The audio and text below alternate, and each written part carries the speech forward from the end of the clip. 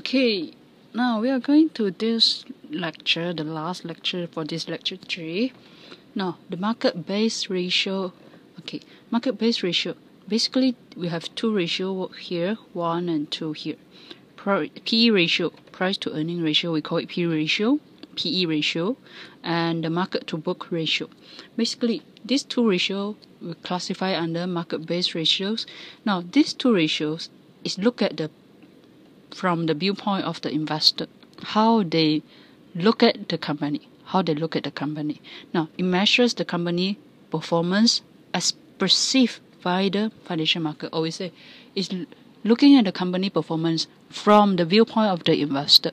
What the investor think about the performance of the company and the future prospect of the company.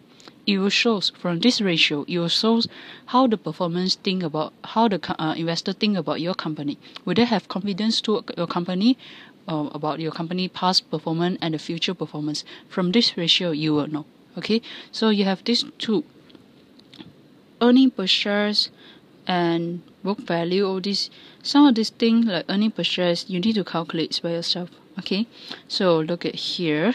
You have first one, PE ratio. We call it price to earning ratios. Okay, price to earning ratios. Here is a ratios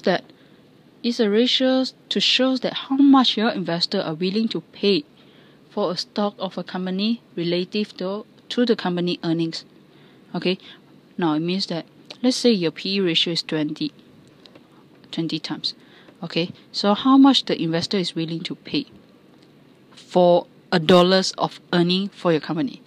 Let's say here 20 means that investors are willing to pay 20 ringgits for 1 ringgit of earning of your company. So basically there's other meanings, like if your PE ratio is very low, means that I only invest 10, I can get back 1 for the earnings.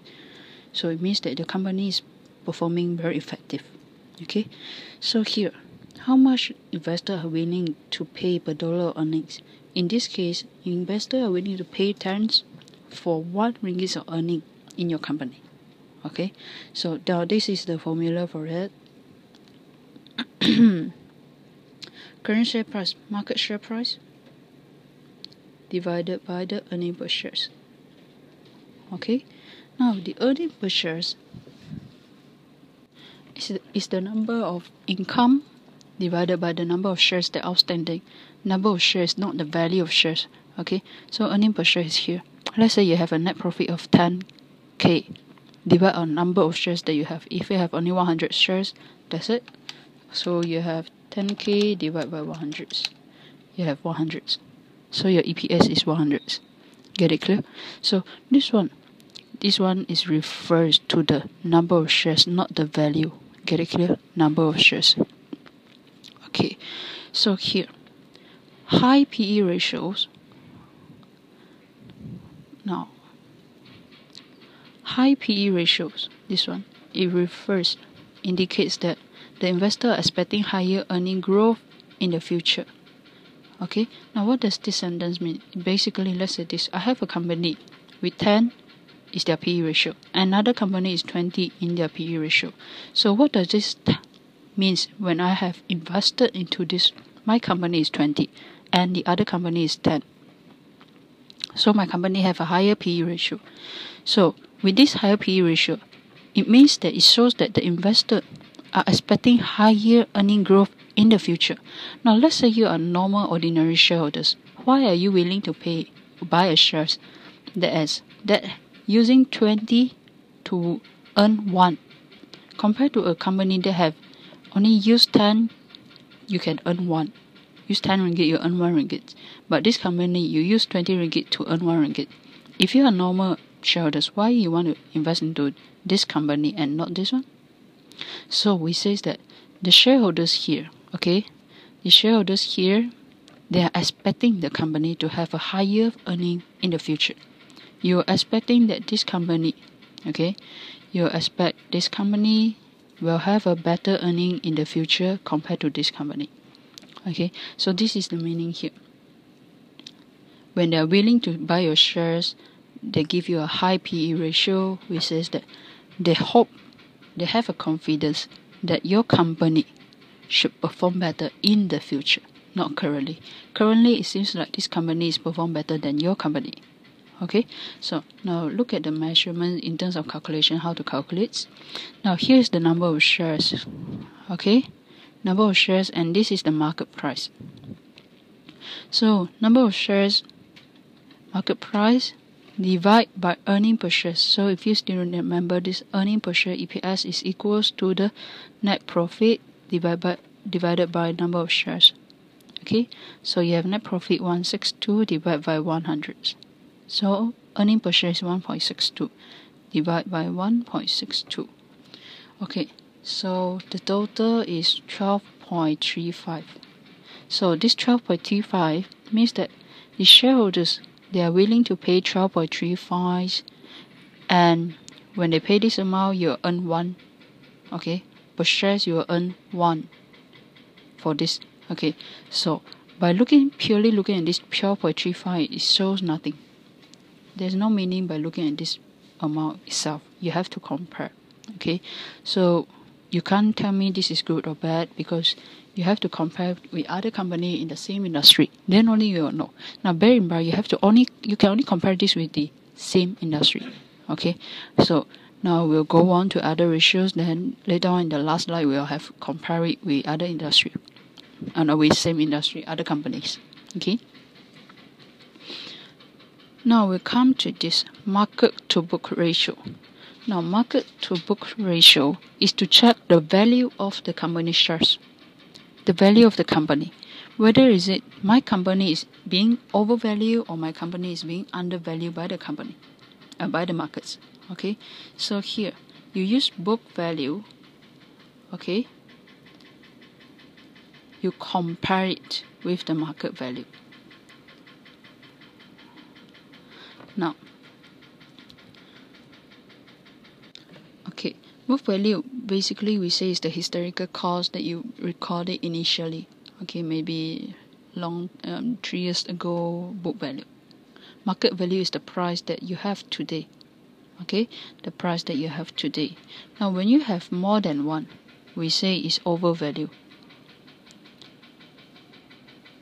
When you have less than one, we say is undervalue. But this overvalue and undervalue is based on comparing with the book records. It might not be necessary so, because it's comparing with your historical price. That's why you say it's overvalue, undervalue. But there may be other factors, so it might not necessarily overvalue, undervalue. Okay, so here if you look at the measurements, how to calculate it. Okay, here you will have this market price. Market price is 20 here, and compare with the book value per shares. Book value per shares, you have to take your total equity, total, divide by the number of shares, 100. Okay, so you have 1007 divided by 100. So you have 1.17. So you get 1.18. Okay, now this is your book value to here, market value to book. Okay, so by purely looking at this, you will say that okay, the investor are willing to pay 1.18 for each dollar of book value for this company. So in book he recorded at 1 ringgit, 1 shares, but the investor are willing to pay 1.18. Okay, now we say that it's overvalued. Purely looking at this figure. Okay, purely looking at this figure, we say it's overvalued. But does it really so? It will depends. Okay, it will be depends on the situations of the company. It will depends on the political issues. It will be depends on the other factors, economic factors, environmental factors, future prospect of the company.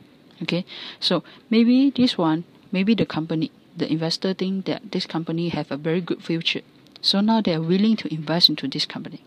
So you think like it's overvalued, but maybe there's something future that they think is good.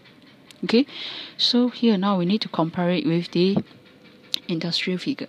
So if compared to the industrial figure, the PE ratio is lower, means that I only need to pay 12.25, I can earn back 1. But the industrial is 18. Okay, they pay 18 for the shares, then only they can earn back, so they have an earning of 1. Okay, if you look at the market to book value, this company is 1.18 and the market is 2.5. Okay, so it means that if you look at this, the investor in the market, they'll feel like other company have more future or better future compared to this company. When they have a low PE ratio means that the investor think that in the future maybe they don't have much growth to go on. And as well as you look at this, other shares are more overvalued compared to this company. Okay, so we also think that basically this company, from the viewpoint of the investor, they will think like this company may not have a very good prospect. Okay, because that's why they are not willing to pay as much as compared to the other firms in the industry. Okay, so this is the thing you need to know in terms of looking at PE ratio and the market to book ratio. Okay, now we'll go on here to look at the potential problems of ratio. We'll say that ratio is not the underlying theory, or is no way you have no way to determine anything to invest or not to invest purely based on ratio, because there's other factors. If you still remember in your management, we do teach about past PES, political issue, environment issues, social issue, technological issues, okay, economical issue, legal issue, consumer issue, competitors issue. So this is the other factors you need to consider before you invest into certain company. Okay, beside that, benchmarking is difficult for a diversified firm. Let's say you look at Sunway company. This company, they are actually invested in a lot of industry. For example, property, housing, okay, hospital, entertainment, okay, what else? Education. So they are diversified. So when you want to compare with their ratio, because of they are too diversified. If you purely compare UTAR with Sunway, UTAR, then you find out although both is in industry, education industry, but their ratio will be a big difference because of Sunway is in a very diversified company, so they will have a lot of differences in terms of ratio. It's very difficult to compare it to them. Okay. Next, you look at this. It's very difficult to compare because of different accounting regulations. The way to record in terms of accounts is different, so it makes it difficult. The last one here is accounting procedure is different. The methods to record is different. Third is the difference fiscal year, means that the accounting period is different, as well as the last one, the extraordinary items, just now what I mentioned, the political issue, environmental issue, all this.